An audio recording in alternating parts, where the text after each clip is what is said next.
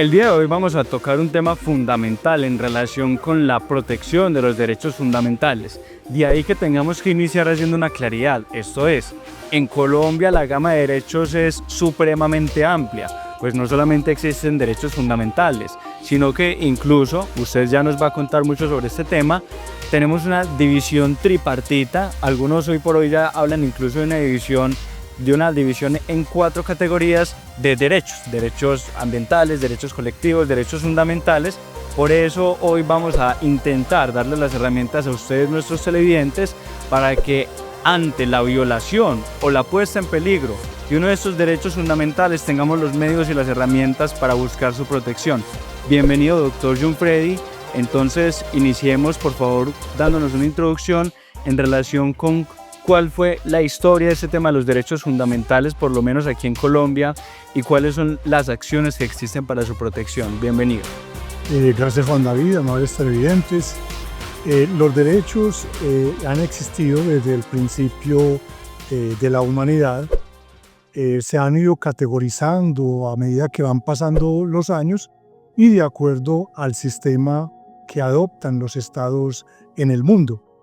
Hoy por hoy hay organismos ya de tipo multilateral, como lo son la Organización de las Naciones Unidas y la Comisión Interamericana de Derechos Humanos, que son organismos encargados de la protección de los derechos humanos, de los derechos que también tienen que ver con los derechos fundamentales ya propiamente en Colombia y ya los derechos colectivos que analizaremos en su contexto. Inicialmente la Constitución del año 91 realizó una división y estableció incluso que unos artículos o unos derechos contenidos entre los primeros artículos de la Constitución serían derechos de aplicación inmediata. ¿Qué significaba eso? Que el mecanismo que se establecía para la protección de esos derechos iba a ser una acción idónea, porque hasta esa fecha lo que realmente existía en Colombia era la violación por parte de las autoridades de los derechos de los ciudadanos. Entonces tenía que existir y garantizársele al ciudadano la herramienta necesaria para ello. Entonces hizo inicialmente una categorización y también realizó una serie de acciones o categorizó también una serie de acciones idóneas para proteger cada uno de esos derechos. Es muy interesante cómo entonces a partir de instituciones internacionales propiamente de España se adopta en su momento lo que fue la acción de tutela. Usted nos hace ya una introducción muy importante, nos cuenta cuál es un poco el origen precisamente de estas acciones constitucionales que existen para la protección de los derechos. Cuéntenos entonces, antes de abordar puntualmente lo que es la tutela y demás, cuáles son las acciones constitucionales que existen en Colombia, cómo las podemos dividir y cuáles son las funciones que tienen. Correcto, entonces a partir del artículo 83 de la Constitución, Juan David y amables televidentes, se establecen los mecanismos de defensa previstos para la protección de derechos. Entonces allí nos habla en primera instancia de la tutela como el mecanismo para la defensa de los derechos fundamentales. Nos habla de la acción popular para la defensa de los derechos colectivos. Nos habla también de una acción que es la acción de cumplimiento para propiciar el cumplimiento de una norma de carácter material que no tenga un contenido económico y que de pronto la administración, sea en su orden municipal, departamental o nacional, es renuente a cumplir. Y también nos habla de la acción de grupo, que es una acción para pedir ya una indemnización cuando por alguna intervención, por acción o por omisión del Estado, se causa un perjuicio a un grupo significativo de ciudadanos. Y también hay unas acciones importantes que es para la protección de la libertad, como lo es el habeas corpus. El habeas corpus, perfecto. De ahí que ya tengamos una clasificación muy importante que usted nos realiza, esto es, 5 acciones constitucionales podemos encontrar en nuestra constitución política que tienen por fin darle protección de manera directa o indirecta a derechos fundamentales: tutela, habeas corpus, acción de grupo, acción de cumplimiento, ¿cierto? Entonces, la acción popular. Entonces, partiendo de ahí, doctor, cuéntenos por favor ¿para qué sirve la acción de tutela?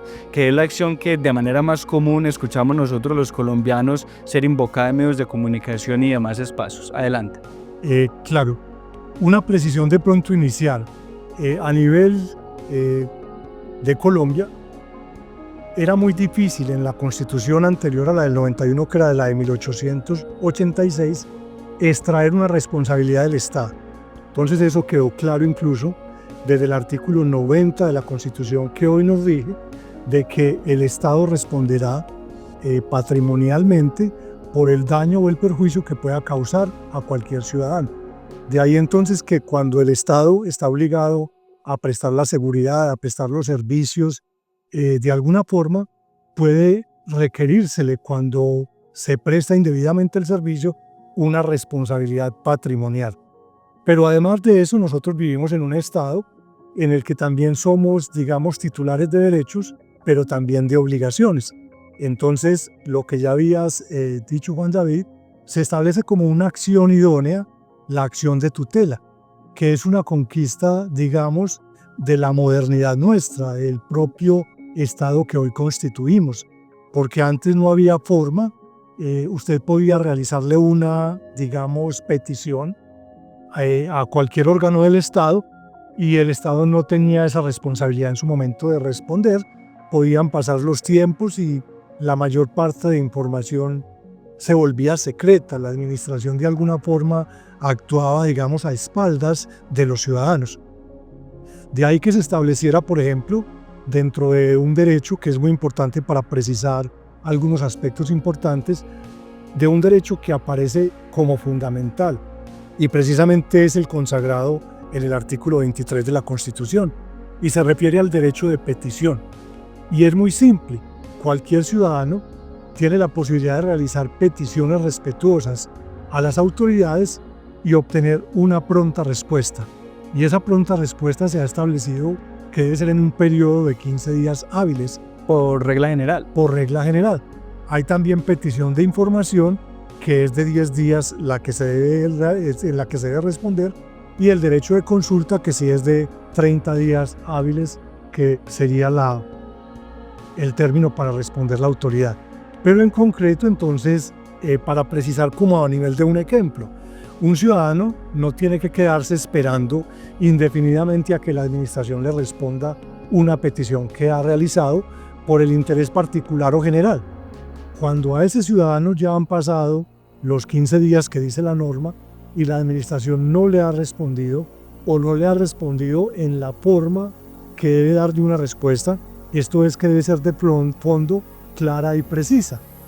No quiere decir que la administración tenga que acceder a lo que el ciudadano está pidiendo en su petición, sino que la respuesta debe ser de fondo y contener esos mínimos para que sea válida. Si la respuesta no se da en ese término o no se da en esas condiciones, ahí se activa el mecanismo de protección del derecho a través de la acción de tutela. Porque precisamente el derecho de petición es, a su vez, un derecho fundamental, ¿cierto? Es correcto, el derecho de petición está consagrado dentro de esos derechos que por expreso mandato de la misma Constitución son catalogados como de aplicación inmediata. Es decir, que no se requiere la existencia de una ley previa para su defensa, sino que con la violación misma del derecho se le promueve a la autoridad un escrito, que no es un escrito tampoco y no necesita tampoco ser mediante escrito, pero por lo general sí, porque el ciudadano puede presentarse incluso al despacho y promover allá la tutela y tendrían la obligación de recepcionársela, pero lo común es que por la carga y por la dinámica que tienen hoy por hoy los jueces, pues es más escritural. Entonces el ciudadano redacta un escrito que puede hacerlo él mismo, explicando los motivos que lo llevan a solicitar el amparo o la acción constitucional, y el juez entonces tiene que estudiar de fondo esa decisión. Doctor, usted acaba de tocar un tema muy importante frente al que tenemos que precisar, frente al que tenemos que hacer una claridad. Usted nos indica, el derecho de petición es un derecho que puede ser protegido mediante la acción de tutela, toda vez hace parte de la cápita de los derechos que están por mandato expreso del constituyente clasificados como derechos fundamentales. De ahí que tengamos que hacer una pregunta muy relevante y es, entonces, los derechos como el derecho a la salud, el derecho a la educación, los derechos de segunda y tercera generación, colectivos del medio ambiente y demás, no son susceptibles de ser protegidos a través de la acción de tutela. ¿O qué criterios entonces nos ha dado nuestra Corte Constitucional para extender esa protección constitucional? Adelante. Claro, Juan David, mire, el constituyente del 91 estableció en la Corte Constitucional, digamos, un órgano de alto nivel de la jurisdicción, que es el encargado de interpretar, de analizar el espíritu de la Constitución y de establecer todo lo referente prácticamente a la categorización de los derechos. Entonces, inicialmente el ejemplo que has puesto es muy interesante. La salud en Colombia no era, después de la Constitución del 91, un derecho fundamental, sino que posteriormente se categorizó como derecho fundamental. Entonces su protección, digamos, se realizaba obviamente, pero se hacía a través de una interpretación que era extensiva de la Corte Constitucional. ¿Eso en qué consiste, doctor? ¿Cómo se le llama ese criterio? Ese criterio consiste en que cuando un derecho, así no sea catalogado como constitucional, pone en riesgo la materialización o puede vulnerar un derecho que sí es fundamental. En este caso, por ejemplo, se llama por conexidad. Estamos hablando, por ejemplo, de la vida. La vida se protege a través de las diferentes entidades de salud. Entonces, cuando no se brinda una adecuada atención en salud, puede estar en riesgo el derecho a la vida. Entonces, el derecho a la salud fue considerado como un derecho en conexidad con el derecho a la vida y de ahí que fuera protegido a través de las acciones constitucionales, a través de la acción de tutela propiamente.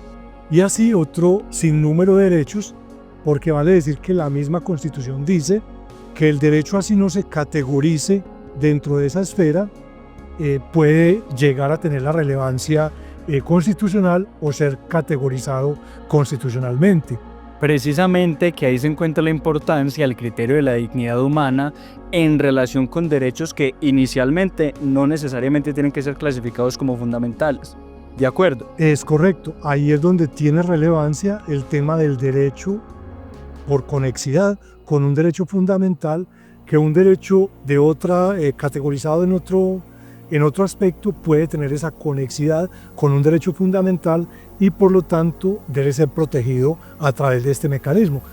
Perfecto, doctor. Entonces, ahora vamos a precisar entonces un aspecto muy importante antes de salir a un corte, con el objetivo de que usted nos indique puntualmente cuáles son los requisitos que nosotros entonces como colombianos tenemos que acreditar para interponer una acción de tutela y cuál es el término que tiene un despacho para generar esa protección constitucional de los derechos fundamentales. Adelante. Bueno, el criterio principal es que realmente esté en riesgo, ¿cierto? El derecho, esté en riesgo la salud, esté en riesgo la vida, esté en riesgo determinado, o sea, eso se llama que haya un inminente peligro, que además exista, digamos, una violación que sea en un tiempo indicado, es lo que se ha denominado inmediatez, como la inmediatez, que no puede pasar, o usted puede estar, incluso la Corte ha establecido que un tiempo prudencial son 6 meses para solicitar la protección de un derecho,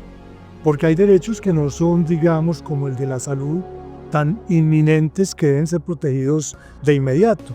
Por ejemplo, cuando se ha vulnerado el debido proceso en una decisión judicial, que también se presentan tutelas que también fueron admitidas posteriormente. Antes, digamos que las decisiones de los jueces prácticamente eran inmaculadas, eran incuestionables, pero la Corte estableció también un criterio de que los jueces también pueden equivocarse y que por lo tanto pueden existir algunos vacíos, algunos vicios, y por lo tanto categorizó que era posible la acción judicial contra providencias judiciales. Perfecto, entonces usted nos da una indicación muy importante. Primero, tenemos que generar la acción constitucional de manera inmediata, ¿cierto? Inmediatez entendiéndola como ese término prudencial de los 6 meses posteriores a que se pone en peligro, se está violando el derecho fundamental. Pero además de eso, usted también nos habla de un requisito pues, de subsidiariedad, ¿cierto? Entonces lo invito a que nos profundice más en ese requisito de la subsidiariedad, porque sabemos que es bastante complejo, por lo menos en la práctica, posterior a este corte que vamos a tener para darle paso a unos anuncios comunitarios.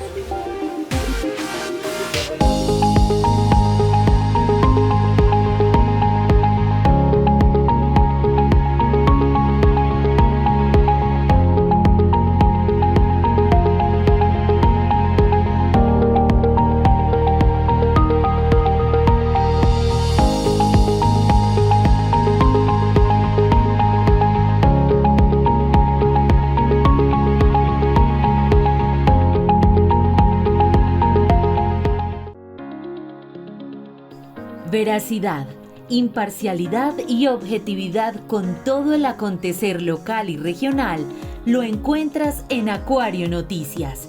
Información veraz y oportuna al servicio de la comunidad.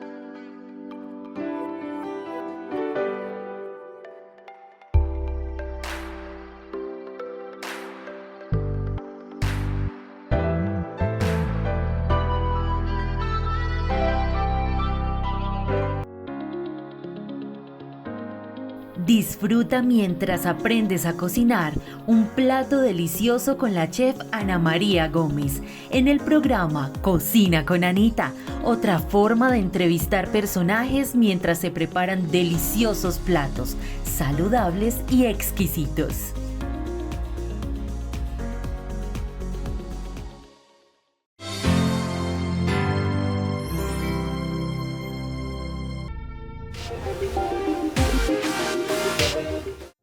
Después de esta pausa, entonces, continuamos en nuestro programa de Integridad y Derecho.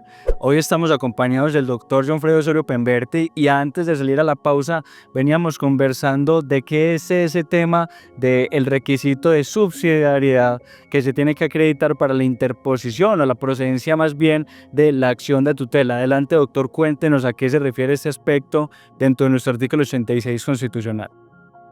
Claro, Juan David, televidentes. La subsidiariedad consiste en que no exista en la vía judicial un medio para la protección del derecho que se está solicitando se proteja, o que existiendo un medio judicial ordinario no sea lo suficientemente idóneo para proteger el derecho y entonces por lo tanto se requiera de la tutela como un mecanismo transitorio para esa protección mientras se acude a la vía judicial ordinaria, que sería la encargada de garantizar el cumplimiento de ese derecho. Perfecto, doctor. Entonces, para ser más prácticos con nuestros televidentes, cuéntanos, por ejemplo, al interior de la protección de un derecho fundamental en relación con una relación laboral, ¿cómo podría aplicarse este criterio de la subsidiariedad cuando exista un mecanismo ordinario para la protección del derecho, pero que este no se constituya como el mecanismo idóneo? Cuéntenos para hacerlo un poco más práctico y más entendible. Correcto, a través de un ejemplo muy básico voy a tratar de poner en contexto. En un municipio cercano a esta ciudad se realizó el despido de una empleada vinculada a la administración pública. El mecanismo que existía para la protección de los derechos de esta funcionaria era en la vía judicial a través de lo que se denomina una acción de nulidad y restablecimiento del derecho. Pero esa acción de nulidad y restablecimiento del derecho es una acción que se demora en el tiempo en promedio unos 10 años. Es decir, ya no sería idónea para proteger un derecho. Resulta que la funcionaria que fue despedida tenía unas condiciones especiales, y esas condiciones era que gozaba de una estabilidad laboral reforzada en razón a una enfermedad general que había adquirido incluso también como parte de la relación laboral y que ya había sido catalogada incluso por la EPS en la que ella estaba vinculada. Entonces tenía una protección especial en materia de salud. Al presentarse la tutela inicialmente, los jueces que conocieron en primera instancia, que era un juez civil municipal, determinó que no era procedente proteger el derecho porque había un mecanismo de protección, como ya lo habíamos hablado, Ordinario. que era ordinario. Apelamos, la decisión se impugna, en la tutela se habla de la impugnación, impugnamos la decisión, le corresponde a un juez de circuito. ¿Qué término hay para impugnar la decisión? La decisión es muy breve, el espacio, son 3 días solamente para la impugnación. Después de que se ha notificado el fallo, se tienen 3 días para contestar, para realizar la impugnación frente a la decisión. El juez de segunda instancia incluso también valoró la decisión y confirmó la decisión. Dijo que la vía ordinaria era el mecanismo y que por lo tanto no se cumplía el aspecto de subsidiariedad. Aquí fue un aspecto muy interesante que ya nos adelantamos a otro punto mayor. Existe una posibilidad de ir, pero eso es casi que una lotería, en sede de revisión a la Corte Constitucional. No es nuestro máximo tribunal constitucional. Correcto. Nosotros en este caso que estamos comentando, fuimos hasta la Corte Constitucional. La Corte Constitucional realizó el estudio en menos de 6 meses, expidió una tutela, una sentencia T, que es de tutela, en la cual es a través de los cuales se unifican los derechos fundamentales y los derechos y se protegen en Colombia, y le protegió el derecho a esta cliente que nosotros defendimos y que fuimos en sede de tutela. Entonces es un fallo constitucional en el que a través de él se unifica la tutela y le concede el amparo precisamente porque tenía una estabilidad reforzada por varias circunstancias, entre ellas el tema de salud. Perfecto, doctor. De ahí que podamos empezar entonces a llegar a una primera conclusión muy importante. Así como la acción de tutela se supone por mandato constitucional que es un mecanismo que no requiere mayor formalidad, que puede ser presentado por un civil, por una persona del común, ¿cierto? Sin necesidad de estar acompañado o apoderado por un abogado, lo cierto es que dependiendo de la materia que se quiera proteger a través de esa acción de tutela, en la práctica se va a requerir o no que se esté acompañado de un abogado. No será lo mismo la protección constitucional del derecho a la salud cuando lo único que se necesite sea unos medicamentos, que será muy sencillo, que cuando estamos ante un asunto ya de categoría mayor, como por ejemplo lo es una situación de estabilidad laboral reforzada. Partiendo de esa primera conclusión a la que pudimos llegar, a partir de lo que usted nos cuenta, es muy importante entonces que en atención a este comentario que acabo de realizar del tema de salud nos cuente qué acción, o mejor dicho, qué medios tenemos a través de la acción de tutela para tener una atención inmediata por parte del juez, porque usted ya nos lo contaba ahorita, son 10 días hábiles que tiene el juez para resolver la acción de tutela, pero hay situaciones que por su gravedad, por el peligro en que ponen ese derecho fundamental, no pueden esperar 10 días. ¿Qué se puede hacer entonces, doctor, para que de manera inmediata se proteja ese derecho fundamental? La acción constitucional de tutela contempla también la posibilidad de las medidas cautelares o las medidas previas. Las provisionales. Las provisionales dentro de la tutela. Entonces, cuando hay necesidad, por ejemplo, de acceder en materia de salud a una operación que es urgente o a un tratamiento que es urgente, puede ponérsele de presente al juez que se requiere de que determine claramente y previamente antes del fallo que se conceda una medida provisional. El juez, dentro de la recepción prácticamente, porque este es un camino muy expedito, prácticamente en la admisión de la tutela tiene que pronunciarse frente a la medida cautelar. Y eso en la práctica, ¿cómo se vería? ¿Una historia, alguna experiencia que usted tenga, por ejemplo, que nos pueda compartir en esa relación? Se ha solicitado a través de varias oportunidades por ejemplo, en los concursos públicos de mérito. Resulta que en un concurso público de mérito hay un derecho fundamental que es el derecho al trabajo, ¿cierto? Frente a ese derecho al trabajo puede estar en riesgo el hecho de que si el concurso continúa sin haberse definido, por ejemplo, la admisión de un aspirante o su inclusión en la lista de elegible, puede que el elegido sea otro. Entonces, en ese sentido, el juez puede determinar como medida provisional la suspensión de ese concurso o la suspensión de una resolución o de un acto administrativo hasta el fallo de primera instancia. Y ya si el fallo es favorable, pues puede declarar incluso la nulidad allí de ese acto administrativo sin necesidad pues de mayores o de acudir a la vía judicial porque ha sido vulneratorio entonces de los derechos fundamentales o del debido proceso. Existe un sinnúmero de medidas cautelares, las más básicas o las más aplicadas casi siempre son en salud o la suspensión de un acto administrativo, etcétera, etcétera. Doctor, usted ya nos da 3 elementos muy importantes y por eso quiero pasar a una última pregunta en relación con la acción de tutela para que nos empiece a contar ya sobre el resto de acciones constitucionales. Usted nos dice, vea, la acción constitucional de la acción de tutela puntualmente nos va a servir para proteger derechos fundamentales de manera inmediata, ¿cierto? Y partiendo de ahí, yo quiero que usted nos cuente entonces, a modo de cierre por lo menos con la acción de tutela, ante quién nos podemos acercar nosotros para proteger los derechos fundamentales o quién le puede ayudar a una persona del común a interponer una acción de tutela. Muy importante, Juan David, en cada municipio hay una personería municipal. Las personerías son las garantes de los derechos fundamentales y de los derechos de los ciudadanos. Y allí en las personerías, por lo general, tienen funcionarios muy calificados a través de los cuales, cuando las tutelas, digamos, no son tan complejas, las pueden elaborar porque son casi tutelas muy similares siempre, en materia de salud, en protección de algunos derechos, pues que son, digamos, muy consecutivos en el tiempo y en el espacio. Las más relevantes son en salud, el medicamento que le han negado, el tratamiento que le han negado, el traslado que se ha negado, la remisión del paciente que no se realiza, la inminencia de la operación que hay que hacer para proteger la vida. Esas acciones, ellos tienen, las personerías, las experiencias y las experticias necesarias.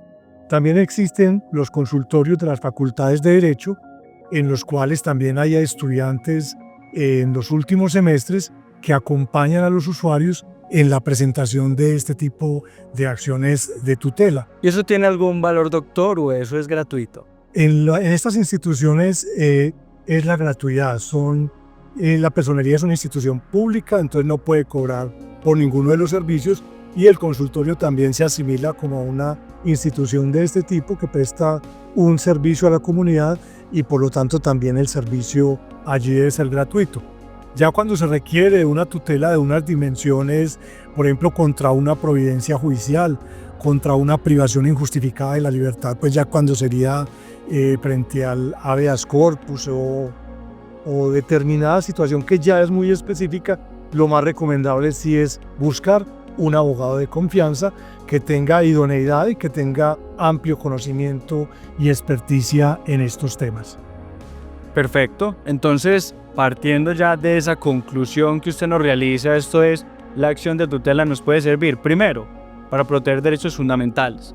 Segundo, para de manera provisional suplir el mecanismo ordinario a través del cual se debería proteger ese derecho. Y tercero, esto es un tema muy particular que hoy no podemos tratar porque es muy complejo, pero para discutir providencias judiciales, ¿cierto? Hay que acreditarnos defectos y demás, y obviamente este no va a ser el espacio pues para discutir ese tipo de situaciones.